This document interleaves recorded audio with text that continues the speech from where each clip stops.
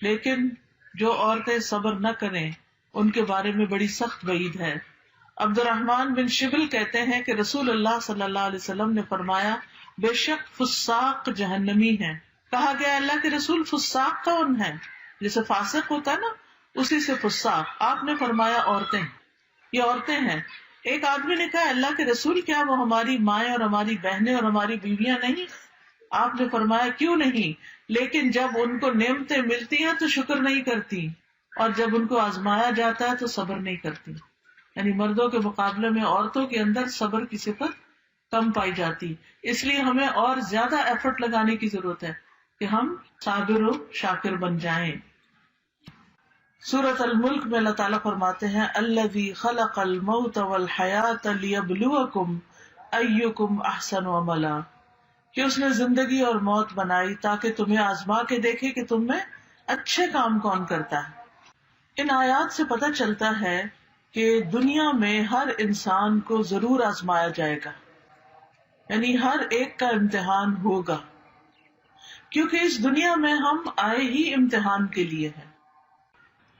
تو ہم بات یہ کر رہے تھے کہ اللہ تعالیٰ نے چونکہ امتحان کے لیے پیدا کیا ہے، اس لیے کبھی بھوک، کبھی مال، کبھی جان، کبھی پھل، کبھی فصلوں کی کمی، ان کے ساتھ انسان کا امتحان ہوتا رہتا ہے. کوئی نہ کوئی چیز زندگی میں مسئلہ کھڑا ہی رکھتی ہے. ایک مسئلے سے نکلتے ہیں ایک اور میں پھنس جاتے ہیں، ایک سے نکلتے ہیں ایک اور میں پھنس جاتے ہیں.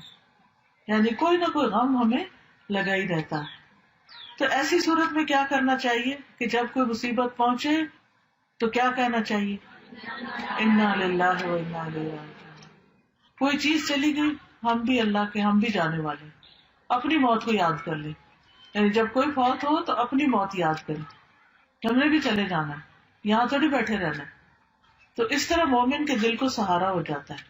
وہ کسی کی وفات پر اتنا افسوس نہیں کرتا کہ اپنا آپ ہی گنوا دے، کھپا دے، اپنے آپ کو ہی ختم کر دے. ایسا نہیں ہوتا، بلکہ وہ کیا کرتا ہے کہ صبر کرتا ہے.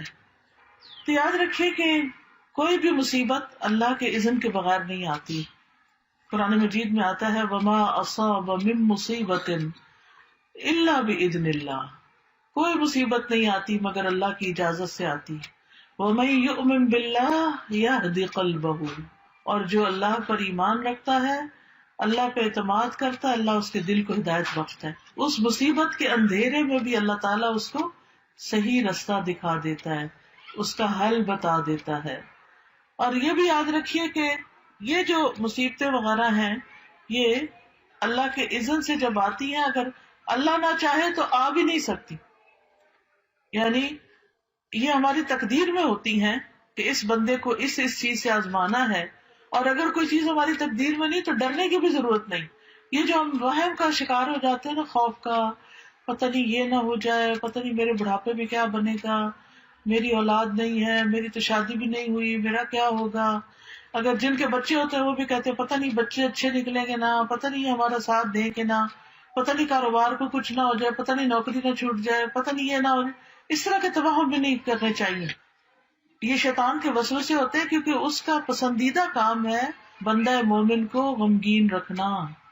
ٹھیک ہے، تو آپ نے غمگین نہیں رہنا، فوراً اللہ کی طرف رجوع کرنا ہے کہ آج تک میرا رب مجھے پال رہا ہے، آئندہ بھی وہی پالے گا. بس تسلی. اور اگر کوئی مصیبت آنی نہیں تو وہ میری فکر کرنے سے آنی جانی. کیونکہ ما اصابہ لم یکن لیخطئہ وان ما اخطأہ لم یکن لیصیبہ. جو چیز آنی ہے وہ ٹل نہیں سکتی، اور جو نہیں آنی وہ آ نہیں سکتی. تو جو آنی ہے اس نے آنا ہے. اس کے لیے اللہ سے دعا کرنی چاہیے کہ اللہ سبحانہ وتعالی ہمیں عافیت میں رکھے، اور اگر کوئی چیز آ کے ہٹ کرے تو صبر کی توفیق عطا فرمائے تاکہ اس کا اجر حاصل ہو سکے، اجر نہ گنوائیں ہم. پھر آپ دیکھیے کہ کبھی کوئی مصیبت آتی ہے تو ہم لوگوں کو بلیم کرنا شروع کر دیتے ہیں. اس نے نظر لگا دی ہے، اس نے جادو کر دیا ہے، اس نے حسد کر لیا ہے. اس سے بھی ہے کہ انسان جو ہے اس کے اندر ایک اور طرح کی خرابی پیدا ہونے لگتی.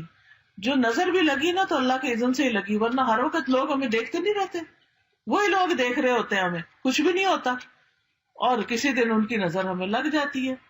تو لوگوں کی آنکھیں بند کر سکتے نہیں کر سکتے. ہمیں کیا کرنا چاہیے؟ حفاظت کی دعائیں پڑھنی چاہیے.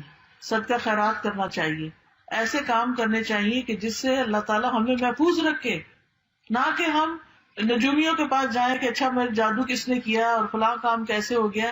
نہیں، غیب کی خبریں اللہ کے سوا کسی کو نہیں پتا، ان چیزوں کے پیچھے نہیں پڑنا چاہیے. پھر اسی طرح بعض اوقات جو مصائب ہوتے ہیں یا آزمائشیں ہوتی ہیں وہ بندے کے حق میں بڑی خیر ہوتی ہے، اس سے بندے کے اندر اللہ کی طرف قریب ہونے اور اللہ کی رضا حاصل کرنے کا شوق پیدا ہوتا ہے. رسول اللہ صلی اللہ علیہ وسلم نے فرمایا، اللہ جس کے ساتھ بھلائی کا ارادہ کرتا ہے اس کو مصیبت میں مبتلا کر دیتا ہے. اب وہ بندہ جو بھاگا جا رہا تھا دنیا کی طرف، جب پڑی اس پر مصیبت تو اب کیا ہوا؟ اللہ کی طرف اس نے رجوع کر لیا، اس نے اللہ کے سامنے رونا شروع کر دیا، دعائیں مانگنی شروع کر دی، ذکر اذکار وظیفے کرنے شروع کر دیے. اتنا ذکر ہم عام طور پہ کرتے ہیں جب ہم خوشحالی میں ہوتے ہیں؟ نہیں، لیکن جب مصیبت آتی ہے تو پھر دن رات دعائیں کرتے ہیں، اور دعا عبادت ہے، ہم ہر وقت عبادت کی حالت میں ہو جاتے ہیں. پھر اسی طرح ہے کہ اللہ تعالیٰ بندے کو اس کے ذریعے صاف کرتا ہے، گناہ پاک ہوتے ہیں. حدیث میں آتا ہے مسلمان کو جو بھی پریشانی، رنج، غم، ملال، تکلیف کچھ بھی پہنچتا ہے، حتیٰ کہ کوئی کانٹا بھی اس کو چبھ جاتا ہے، تو اللہ تعالیٰ اسے اس کے گناہوں کا کفارہ بنا دیتے ہیں اور اس کو اس کے ذریعے پاک کر دیتے ہیں. پھر اسی طرح ایک جگہ پر تو یہ آتا ہے کہ یہ اللہ کی محبت کی علامت ہوتی ہے. ہم تو جس سے محبت کرتے ہیں اس کو زیادہ اچھی اچھی چیزیں دیتے ہیں، لیکن اللہ کی محبت بندوں کی محبت سے مختلف ہے، وہ اس کو تکلیف میں مبتلا کر کے اپنی طرف لے آتے ہیں. حدیث میں آتا ہے اذا احب اللہ قوما ابتلاہم، جب اللہ کسی قوم سے، کچھ لوگوں سے محبت کرتا ہے تو ان کو امتحان میں مبتلا کر دیتا ہے، اور یہ اللہ کے قرب کی علامت ہوتی ہے. اور اس میں آپ دیکھیے کہ ایک حدیث سے پتہ چلتا ہے کہ آپ نے فرمایا کہ ان میں سے کچھ لوگ آزمائش پہ بہت خوش ہوتے ہیں بنسبت اس شخص کے جو کچھ دیے جانے پہ خوش ہوتا ہے. وہ امتحان پر کہتا ہے کہ اللہ نے ہم سے محبت کی، اللہ نے ہمیں یاد رکھا. اور صحابہ میں یہ ہوتا تھا کہ اگر انہیں کوئی مشکل نہیں پیش آتی تھی، ہر وقت خوشیاں ہی خوشیاں، تو فکر مند ہونے لگتے تھے کہ کہیں اللہ تعالیٰ ہم سے ناراض تو نہیں. اس کا یہ مطلب نہیں کہ ہمیں مصیبتیں مانگنی چاہیے، نہیں، ہرگز نہیں. عافیت مانگنی چاہیے، عافیت کی دعا اللہ کو پسند ہے، لیکن اگر مشکل آ جائے تو مسکرا کے مقابلہ کرنا چاہیے، نہ کہ رونا پیٹنا ڈال دے. اس موقع پر صبر کرنا چاہیے. صبر کیا ہے؟ کسی مصیبت کو اچھے انداز میں ٹیکل کرنا، اچھے انداز میں اس کا مقابلہ کرنا. ابن تیمیہ کہتے ہیں کہ اللہ نے اپنی کتاب میں 90 سے زیادہ جگہ پر صبر کا ذکر فرمایا، 90 سے زیادہ جگہوں پر، اور 2 جگہ تو اللہ تعالیٰ نے اس کو صبر اور نماز کو ساتھ ساتھ بیان کیا ہے. وَاسْتَعِینُوا بِالصَّبْرِ وَالصَّلَاةِ، صبر انبیاء کی صفت ہے. پھر اسی طرح قرآن مجید میں صبر کرنے والوں کی تعریف کی گئی ہے. وَالصَّابِرِينَ فِي الْبَأْسَاءِ وَالضَّرَّاءِ وَحِينَ الْبَأْسِ أُولَئِكَ الَّذِينَ صَدَقُوا وَأُولَئِكَ هُمُ الْمُتَّقُونَ، اور خصوصاً جو تنگ دستی اور تکلیف میں اور لڑائی کے وقت صبر کرنے والے ہیں، یہی لوگ ہیں جنہوں نے سچ کہا اور یہی بچنے والے ہیں. یعنی جو مصیبتوں کے وقت صبر کریں وہی متقی لوگ ہیں، وہی اصل میں پرہیزگار لوگ ہیں. ہم سمجھتے ہیں صرف نماز روزہ کر لینے سے انسان پرہیزگار بن جاتا ہے، وہ ایک حصہ ہے، لیکن جب صبر کرتا ہے تو اس کے تقویٰ کا پتہ چلتا ہے. کیونکہ عام حالات میں نہیں پتہ چلتا کہ کون شخص کتنا نیک ہے، لیکن جب اس پہ کوئی مشکل آتی ہے اور اس وقت وہ کس طرح ریئیکٹ کرتا ہے، اس سے پتہ چلتا ہے کہ اس کے اندر کتنا صبر ہے اور کتنا یہ اچھا انسان ہے. دیکھیں اچھے حالات میں تو سارے ہی اچھے ہوتے ہیں، کیسے فرق پتہ چلے گا؟ جب کوئی آپ کو لطیفے سنا رہا ہوگا تو آپ سبھی ہنس رہے ہوں گے، لیکن وہ شخص جو تکلیف کے وقت مسکرا دے، اللہ کی تعریف بیان کر دے، اللہ کی تقدیر پہ راضی ہو جائے، اللہ اس کے دل کو ٹھنڈک عطا فرما دیتا ہے. پھر اسی طرح آپ دیکھیں کہ نبی صلی اللہ علیہ وسلم کو بھی صبر کرنے کا حکم دیا گیا، پھر لوگوں کو بھی حکم دیا گیا وَجَعَلْنَا بَعْضَكُمْ لِبَعْضٍ فِتْنَةً أَتَصْبِرُونَ وَكَانَ رَبُّكَ بَصِيرًا، اور ہم نے تمہارے بعض کو بعض کے لیے آزمائش بنا دیا. یعنی انسان انسانوں کے لیے ایک امتحان ہے. کس طرح؟ بعض لوگوں کی عادت ہوتی ہے دوسروں کو ٹیز کرتے رہنا، تانے دینا، بعض کی عادت ہوتی ہے بڑا غصہ کرنا. اب وہ کیا ہے؟ انسان کے لیے ایک امتحان ہے. یعنی دوسرے آس پاس کے لوگ جو ان کے لیے وہ بندہ امتحان بن گیا. اب کیا کرنا ہے؟ صبر کرنا ہے. یہ جو ہے نا بندے بندوں کا امتحان بن جاتے ہیں، اس کو ہمیں سمجھنا چاہیے. کبھی ہمارے والدین ہی ہمارا امتحان ہو جاتے ہیں، وہی چھوٹی چھوٹی بات پر ہمیں ٹوکتے رہتے ہیں اور ہم پریشان رہتے ہیں کہ کریں تو کرے کیا.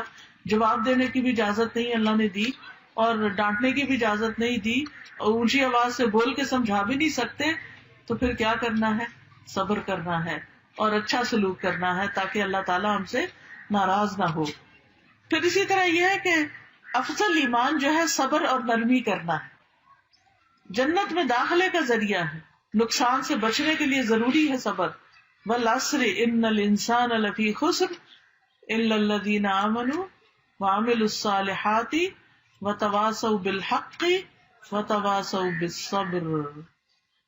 صبر سب سے وسیع اور بہترین نعمت ہے.